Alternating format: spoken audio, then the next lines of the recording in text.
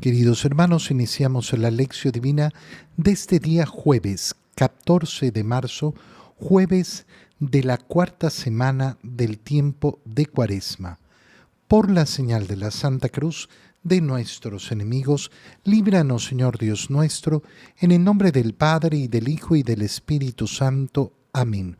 Señor mío y Dios mío, creo firmemente que estás aquí, que me ves, que me oyes. Te adoro con profunda reverencia, te pido perdón de mis pecados y gracia para hacer con fruto este tiempo de lección divina. Madre mía Inmaculada, San José, mi Padre y Señor, Ángel de mi guarda, interceded por mí. En la primera lectura de este día jueves, leemos el libro del Éxodo, capítulo 32, versículos 7 al 14. En aquellos días dijo el Señor a Moisés: Anda, baja del monte, porque tu pueblo, el que sacaste de Egipto, se ha pervertido. No tardaron en desviarse del camino que yo les había señalado. Se han hecho un becerro de metal, se han postrado ante él y le han ofrecido sacrificios y le han dicho: Este es tu Dios Israel, es el que te sacó de Egipto. El Señor le dijo también a Moisés: Veo que este es un pueblo de cabeza dura. Deja que mi ira se encienda contra ellos hasta consumirlos.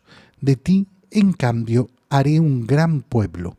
Moisés trató de aplacar al Señor su Dios diciéndole: ¿Por qué ha de encenderse tu ira, Señor, contra este pueblo que tú sacaste de Egipto con gran poder y vigorosa mano?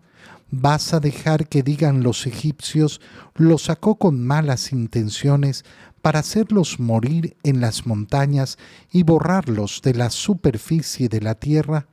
Apaga el ardor de tu ira, renuncia al mal con que has amenazado a tu pueblo.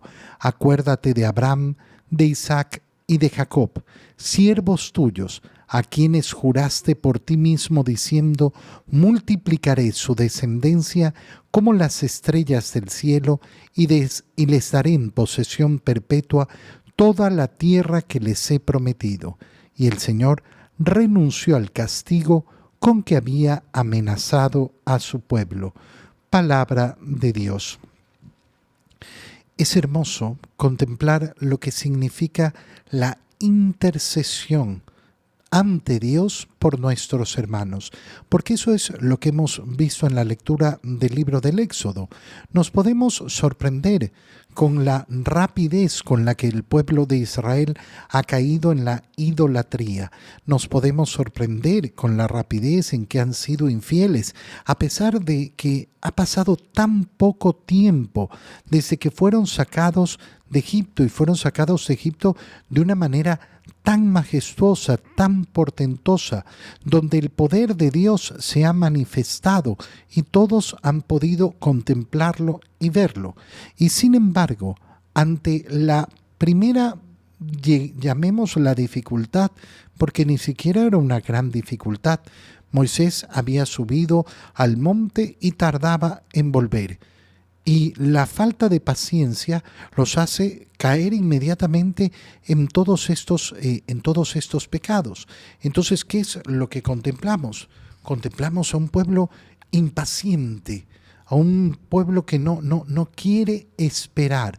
Bueno, podemos sorprendernos por eso, pero que el hombre sea débil, que caiga en pecado, no nos debe sorprender. Que el hombre sea capaz de barbaridades tremendas, barbaridades absurdas, no nos debe sorprender. Eso es la historia de la humanidad. Eso es la historia de todos los días. Como se dice, es pan de cada día. Pero la intercesión de Moisés por ese pueblo, el pedir por ellos, el pedir que se los perdone, eso sí que nos tiene que sorprender. Y al llenarnos de sorpresa, decirnos: bueno, yo también puedo hacer lo mismo. Mi oración por los demás no es cualquier cosa. Mi oración por los demás vale. Mi oración por los demás es importante. Yo puedo interceder por los demás. Ahí es cuando vivimos lo que se llama ese sacerdocio común. El día de nuestro bautismo hemos sido configurados con Cristo, sacerdote, profeta y rey. Y esa capacidad sacerdotal que tenemos cada uno de nosotros desde el día de nuestro bautismo, no es que nos permite hacer lo que le corresponde solo a los sacerdotes ministeriales. A mí me corresponde ejercer el sacramento de la confesión, la Eucaristía, celebrar la Santa Misa, la unción de los enfermos. Pero a todos los bautizados nos corresponde ejercer ese sacerdocio común, que consiste en el poder ofrecer mi propia vida al Señor, poderme unir a Cristo en ese único sacrificio salvador y ofrecer mis obras, ofrecer todo lo que yo hago. Esa capacidad de ofrendar viene efectivamente por ese sacerdocio común. Y en segundo lugar, interceder por los demás, interceder por el pueblo de Dios, interceder por todos los hombres, interceder por los vivos y por los difuntos también. Y esto es hermosísimo, esto es bellísimo.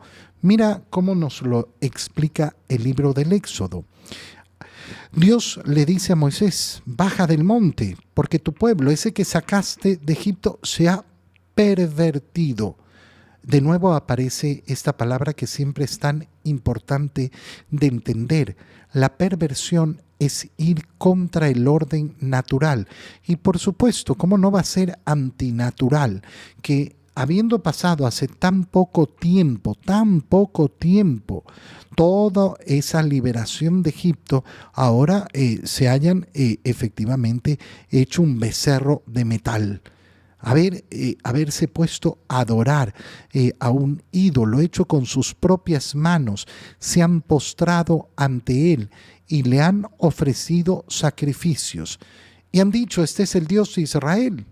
Este es el que nos sacó de Egipto, lo cual es terrible, verdaderamente terrible en ese ámbito de no reconocer a Dios.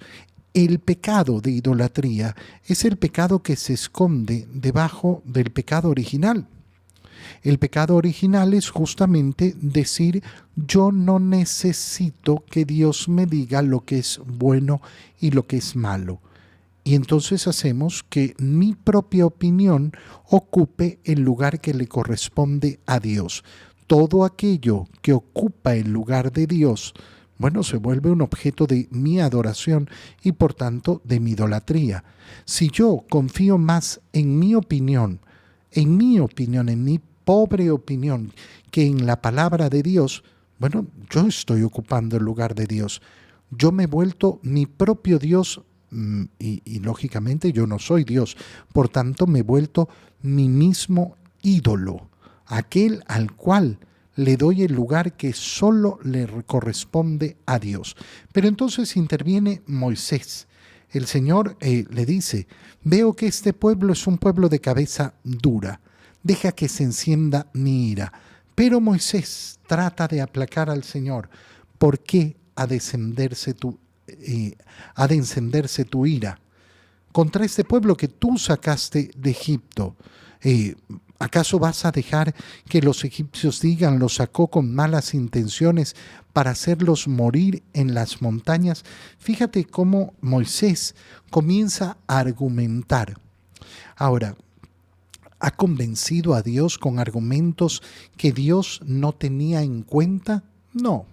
No es que Moisés es más inteligente que Dios y ha convencido a Dios de alguna manera sorprendente porque le ha presentado algo que Dios no conocía. No, no es el tema. El tema es mucho más sencillo. El gusto que tiene Dios de ver cómo Moisés intercede por el pueblo.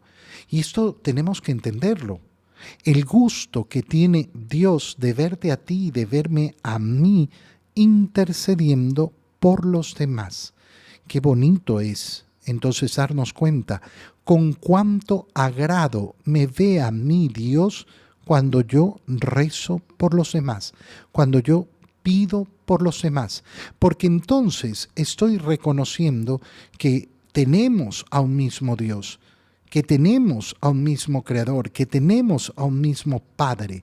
Si yo reconozco a mi hermano y pido por él, es porque reconozco que tenemos al mismo Dios.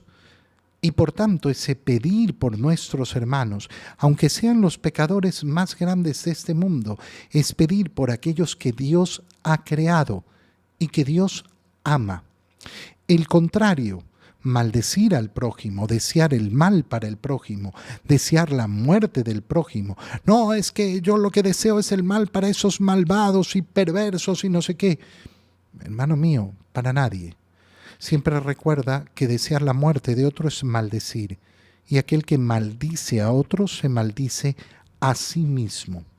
En el Evangelio, leemos el Evangelio de San Juan, capítulo 5, versículos 31 al 47. En aquel tiempo Jesús dijo a los judíos: si yo diera testimonio de mí, mi testimonio no tendría valor.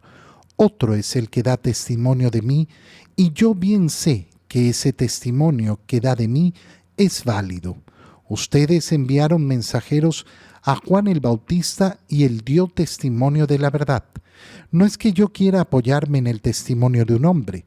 Si digo esto, es para que ustedes se salven.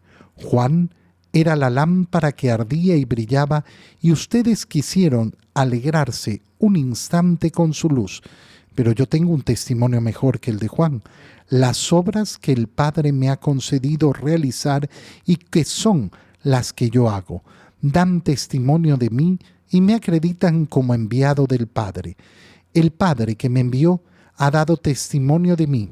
Ustedes nunca han escuchado su voz ni han visto su rostro, y su palabra no habita en ustedes, porque no le creen al que ha enviado. Ustedes estudian las Escrituras pensando encontrar en ellas vida eterna. Pues bien, ellas son las que dan testimonio de mí, y ustedes no quieren venir a mí para tener vida. Yo no busco la gloria que viene de los hombres, es que los conozco y sé que el amor de Dios no está en ellos. Yo he venido en nombre de mi Padre y ustedes no me han recibido. Si otro viniera en nombre propio, a ese sí lo recibirían. ¿Cómo va a ser posible que crean ustedes que aspiran a recibir gloria los unos de los otros y no buscan la gloria que solo viene de Dios? No piensen que yo los voy a acusar ante el Padre. Ya hay alguien que los acusa, Moisés, en quien ustedes tienen su esperanza. Si creyeran en Moisés, me creerían a mí, porque él escribió acerca de mí. Pero si no dan fe a sus escritos, ¿cómo darán fe a mis palabras? Palabra del Señor. Continuamos la lectura del Evangelio de San Juan desde el punto donde nos quedamos el día de ayer. Y ya tenemos que saber que estamos leyendo una parte sumamente profunda del Evangelio de San Juan y que no tenemos que pretender entender toda la profundidad de lo que nos está diciendo San Juan. Tenemos que ir poco a poco. Entender el Evangelio, los 4 Evangelios, entender toda la revelación, no es acción de un segundo. Y qué bonito es cuando poco a poco vamos desentrañando el Evangelio y cuando vamos profundizando el Evangelio. ¿Cómo se logra? Con paciencia, con paciencia. Oye, es justamente lo que le ha faltado al pueblo de Israel en el desierto. Apenas han tenido una dificultad, decíamos, se han vuelto hacia la idolatría. Han dejado a Dios. Bueno, con paciencia es como nosotros vamos enfrentándonos al Evangelio. Fíjate qué es lo que ha sucedido. Jesús ha realizado una sanación de un enfermo en sábado y lo han acusado de esto. ¿Cuál ha sido la respuesta de Jesús? Mi Padre trabaja siempre y yo también trabajo. Y ha comenzado a dar esa explicación de quién es el Padre y quién es el Hijo. Y los judíos lo han entendido perfectamente, porque han entendido que Jesús se estaba comparando, igualando con el Padre. Es decir, estaba diciendo, el Padre y yo somos lo mismo. Pero el Padre es Dios, sí. Por tanto, Jesús lo que está anunciando es que Él es Dios. Por eso nuestra fe, ¿qué es lo que profesa? Que Jesucristo es verdadero hombre, pero es también verdadero Dios. ¿Cómo continúa esta explicación que da el Señor? Si yo diera testimonio de mí, mi testimonio no valdría. Pero hay otro que da testimonio de mí. Es decir, está diciendo, la norma que ustedes emplean para el testimonio es que haya alguien que dé testimonio. En primer lugar, ¿cuál es ese testimonio? Ustedes enviaron mensajeros a Juan el Bautista. ¿Y qué hizo Juan el Bautista? El mismo Evangelio de San Juan nos lo ha explicado con claridad. Cómo fueron enviados delegados de los judíos, de los fariseos, de los sumos sacerdotes, de los escribas, para preguntarle a Juan el Bautista si él era el Mesías. Y Juan el Bautista dijo, no, viene detrás de mí. Y yo no soy digno ni siquiera de atarle las sandalias de los pies. Fueron a preguntarle a Juan el Bautista y él dio testimonio de la verdad. Yo no necesito, dice el Señor, apoyarme en ese testimonio, sino que lo digo por ustedes, para que entonces crean. ¿Por qué? Porque se trataron de alegrar un momento en esa luz que era Juan el Bautista. Y si quisieran alegrarse de verdad, bueno, entonces escucharían ese testimonio. Pero hay más. ¿Por qué? Porque yo no solo tengo ese testimonio, tengo un testimonio que es mejor que el de Juan el Bautista. ¿Y cuál es? Las obras que el Padre me ha concedido realizar. ¿Qué está diciendo Jesús al referirse a las obras? Los milagros. Los milagros que el Padre me ha concedido realizar. Esos dan testimonio y me acreditan como enviado del Padre. En otras palabras, ¿qué es lo que está diciendo Jesús? Está diciendo, ¿quién puede hacer las obras que hago yo? ¿Quién puede hacer los milagros que hago yo? Están ante sus ojos. ¿Quién puede decirle a un enfermo que lleva 38 años tirado, levántate, coge a tu camilla y anda? Nadie. Pero ustedes han decidido fijarse en que lo he hecho en día sábado, y eso es lo que les ha molestado. No quieren ver las obras. El Padre que me ha enviado también ha dado testimonio. Y entonces no es solo el testimonio de Juan el Bautista, no es solo el testimonio de Juan, sino que también es el testimonio del Padre.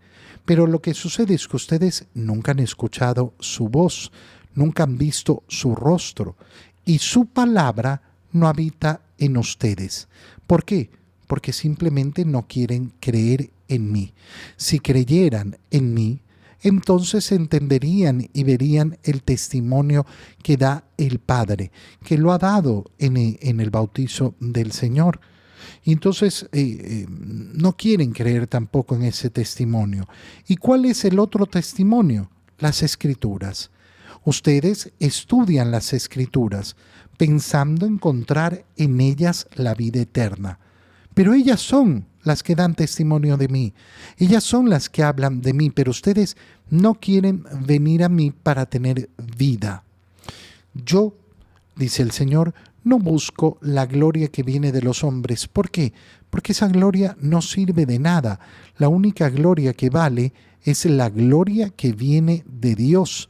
Pero ustedes no quieren reconocer eso. ¿Qué les está diciendo Jesús? Les está diciendo algo maravilloso. Yo no busco que ustedes me reconozcan.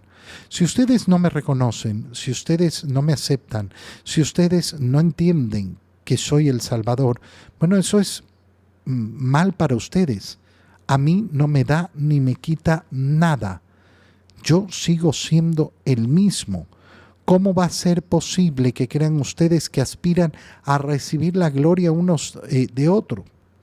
Yo no, yo no tengo esa aspiración y no he venido a acusarlos, sino que ya tienen ustedes quién los va a acusar.